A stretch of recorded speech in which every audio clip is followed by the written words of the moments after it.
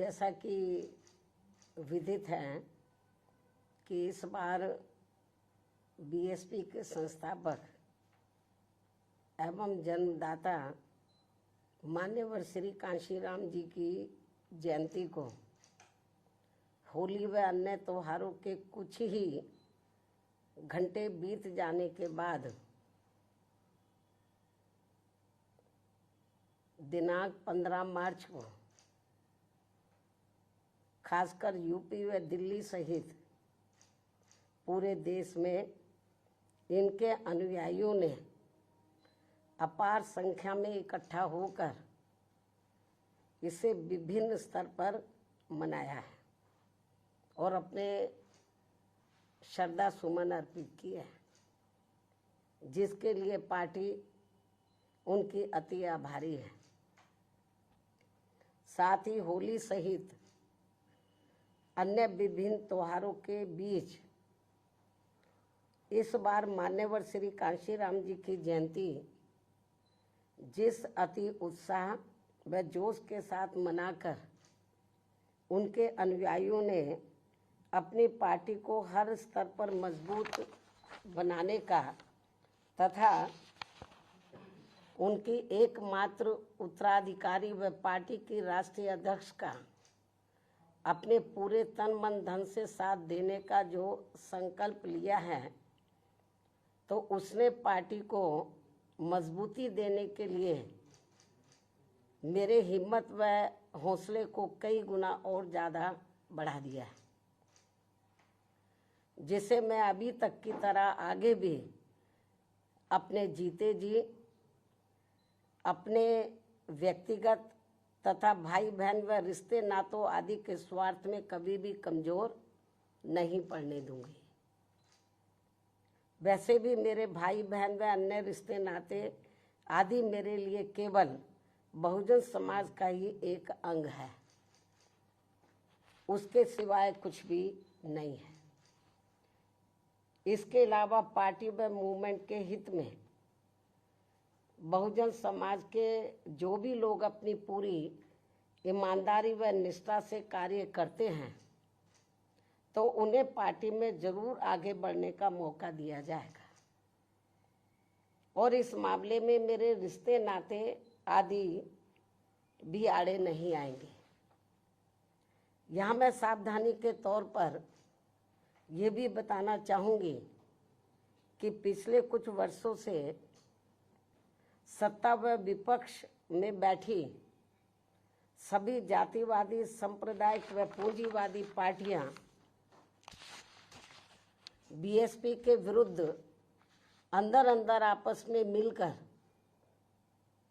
बहुजन समाज की एकमात्र हितैषी पार्टी बीएसपी को किस्म किस्म के हथकंडों के जरिए इसे कमज़ोर करने की पूरी कोशिश में लगी है, क्योंकि यहाँ जातिवादी पार्टियों को खासकर सन 2007 में यूपी में बीएसपी का अकेले ही पूर्ण बहुमत के आधार पर सत्ता में आना अभी तक भी उनके गले के नीचे से कतई भी नहीं उतर पा रहा है और तभी से यहाँ सभी जातिवादी व खासकर दलित विरोधी पार्टियां किस्म किस्म के हथकंडे इस्तेमाल करके बीएसपी को कमज़ोर व ख़त्म करने में लगी है। इसी प्रकार बाबा साहब डॉक्टर भीमराव अंबेडकर के जीते जी भी इन्हीं जातिवादी पार्टियों ने इनके कारवां को किस्म किस्म के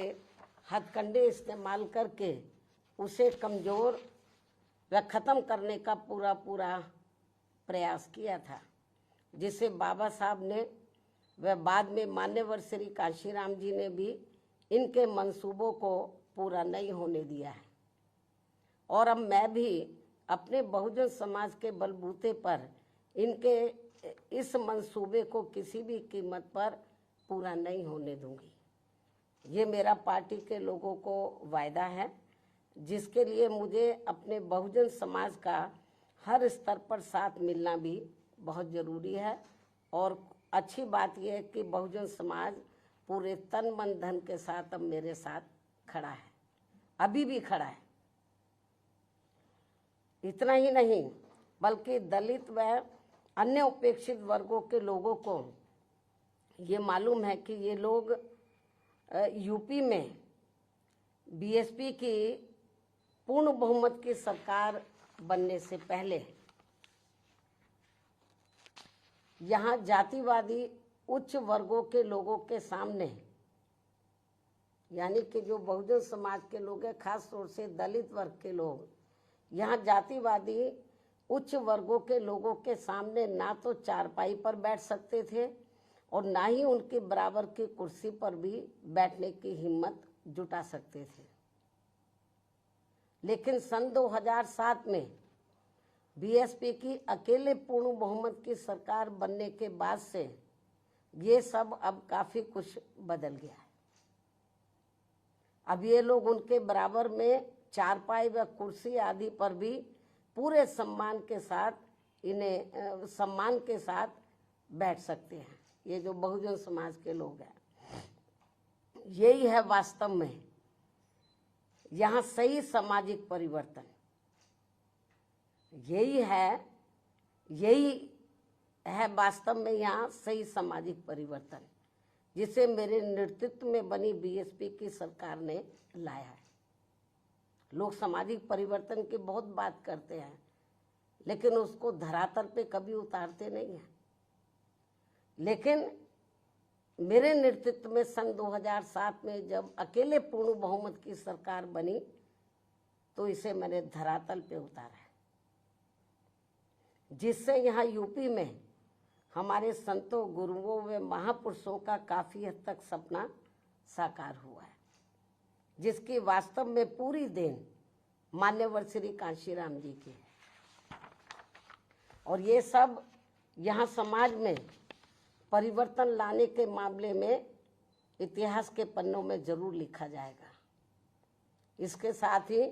बीएसपी की सरकार ने ही यहाँ यूपी में इन वर्गों के लोगों को, यानी कि बहुजन समाज के लोगों को काफ़ी हद तक अपने पैरों पर खड़ा किया है। अपने संतों, गुरुओं व महापुरुषों को भी विभिन्न स्तर पर पूरा आदर सम्मान दिया गया है, जिसे लोग कभी भी नहीं भुला पाएंगे। लेकिन ये सब यहाँ सभी जातिवादी पार्टियों के गले के नीचे से अभी तक भी नहीं उतर पा रहा है। इसलिए अब वे इन वर्गों में से स्वार्थी किस्म के लोगों को आगे करके उनके जरिए विभिन्न नाम पर अनेकों छोटे छोटे संगठन व पार्टियां आदि बनवा के बीएसपी की इस ताकत को बांटकर इसे कमजोर करने में लगे, जिनसे बहुजन समाज के लोग जरूर सचेत रहे। यही समय की मांग है और यही पार्टी व मूवमेंट के हित में इनका सही कदम भी होगा, यदि हमारे लोग सचेत रहते हैं। इसके अलावा यहाँ मैं ये भी कहना चाहूँगी कि देश के प्रधानमंत्री बीच में अपनी खुद की गरीबी का तो जरूर उल्लेख करते रहते हैं, लेकिन इन्होंने दलित व अन्य उपेक्षित वर्गों के लोगों की तरह यहाँ कभी भी कोई जातीय भेदभाव नहीं झेला है, जो ये सब हमारे संतों, गुरुओं व महापुरुषों ने समय समय पर झेला है, जिसे अभी भी इनके अनुयायी काफी हद तक झेल रहे हैं। इसलिए पार्टी के मिशनरी व परिपक्व लोगों से आज मेरी ये भी पुरजोर अपील है कि वे ये सभी जरूरी बातें अपने बच्चों व खासकर युवा पीढ़ी को जरूर हमेशा बताते रहें,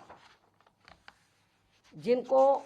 तैयार करने की भी वास्तव में सही जिम्मेवारी इन्हीं लोगों की ही है। इस उम्मीद के साथ ही अब मैं पुनः होली आदि के त्योहारों के बीच में इस बार मान्यवर श्री कांशीराम जी की जयंती बड़े जोश व उत्साह के साथ मनाकर इनके अनुयायियों ने जो उनको अपना पूरा आदर सम्मान दिया है तथा मेरे साथ साथ इनके करोड़ों अनुयायियों का भी काफ़ी हौसला बढ़ाया है, उन सभी का हार्दिक दिल से आभार प्रकट करते हुए अब मैं अंत में यही कहना चाहूँगी कि इस समय संसद सत्र चल रहा है, यह आप लोगों को मालूम है, जिसमें देश में आम जनहित के मुद्दों पर कम बल्कि अपने अपने स्वार्थ में राजनीति करने पर ज़्यादा जोर दिया जा रहा है, जो ये अति चिंता की बात है। साथ ही पिछले कुछ समय से वक्फ बोर्ड पर भी सत्ता व विपक्ष द्वारा जो राजनीति की जा रही है,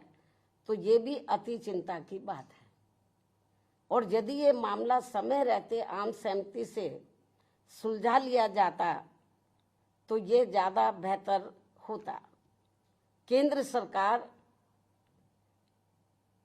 सरकार इस मामले में जरूर पुनर्विचार करे, सोच विचार करे, ये भी हमारी पार्टी की केंद्र सरकार से पुरजोर अपील है। इस उम्मीद के साथ ही अब मैं अपनी बात यहीं समाप्त करती हूँ। धन्यवाद। जय भीम व जय भारत।